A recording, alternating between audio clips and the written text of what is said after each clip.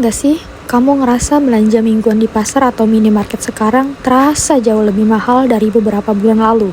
Harga beras naik, cabai makin mahal, dan kebutuhan dapur sehari-hari seolah tak ada yang murah lagi. Tapi gaji dan penghasilan masyarakat segitu-gitu saja. Lalu pertanyaannya, apa yang sebenarnya sedang terjadi dengan ekonomi kita?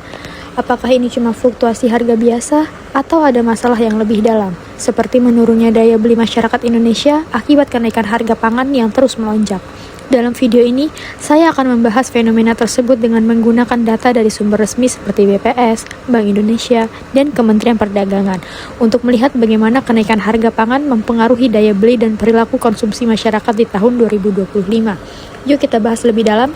Harga pangan terus meningkat sejak awal tahun 2025. Berdasarkan data Badan Pangan Nasional atau Bappenas, harga beras medium naik 12% dibanding tahun lalu, sementara cabai rawit merah naik lebih dari 25%. Fenomena ini tidak bisa dilihat sebagai fluktuasi biasa.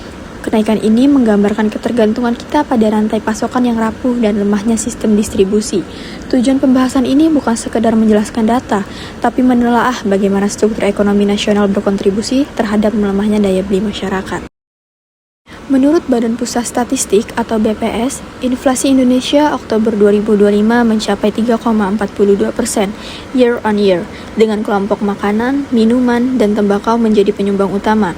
Sementara indeks keyakinan konsumen atau IKK yang dirilis Bank Indonesia menurun dari 123,5 menjadi 118,7, menandakan masyarakat mulai pesimis terhadap kondisi ekonomi.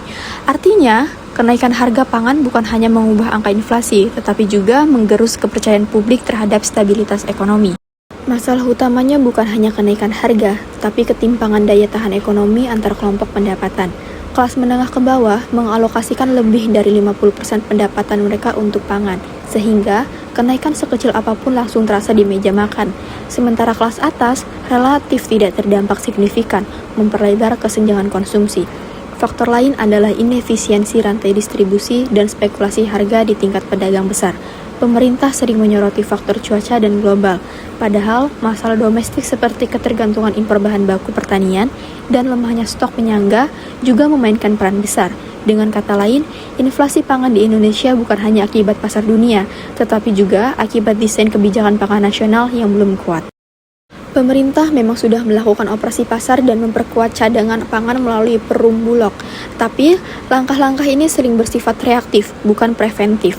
Stabilisasi harga hanya efektif jangka pendek jika distribusi tidak diperbaiki.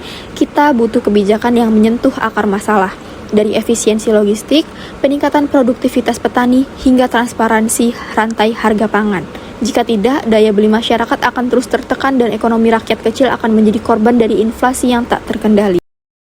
Menurunnya daya beli masyarakat akibat kenaikan harga pangan bukan sekedar angka inflasi di laporan statistik. Ini adalah cerminan kesejahteraan rakyat yang tertekan.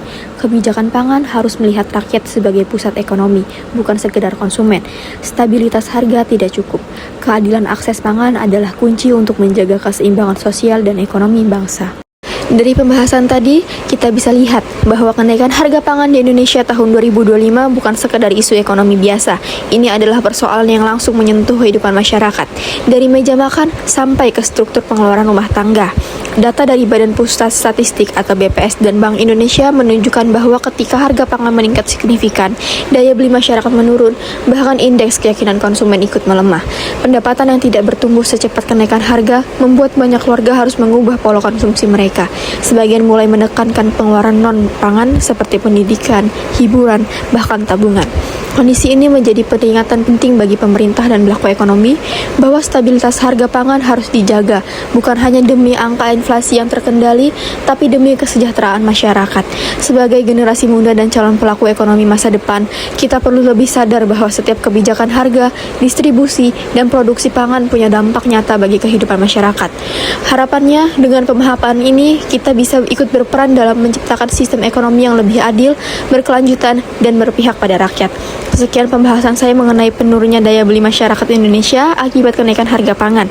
Terima kasih sudah menonton.